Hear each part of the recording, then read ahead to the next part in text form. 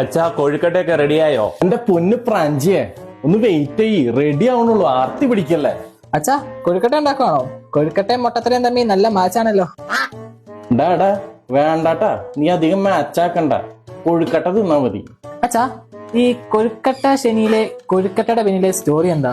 എടാ നീ ഈ കൊഴുക്കട്ടയുടെ പുറം ഭാഗം കണ്ട, ഈശോയ്ക്ക് നേരെ എറിയപ്പെട്ട കല്ലുകളെ പോലെ നല്ല കട്ടിയാണ്. അച്ഛാ അപ്പൊ ഈ കൊഴുക്കട്ടയിലെ ശർക്കരയോ? അതാണ് ട്വിസ്റ്റ്, അകത്തെ കർത്താവിന്റെ സ്നേഹം. അച്ഛാ കൊഴുക്കട്ട തിരുനാളിന് മാർത്തായിട്ട് വല്ല കണക്ഷൻ ഉണ്ടോ? കിച്ചൺ എമർജൻസി 2.0 അതെന്നാ?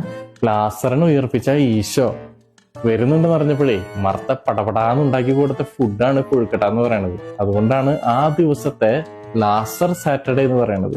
അല്ല ഇതിന്റെ കൺക്ലൂഷൻ ആണ് അച്ഛാ?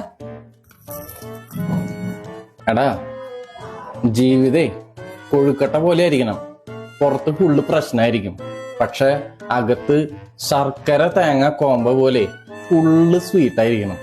ഓ അത് ശരി.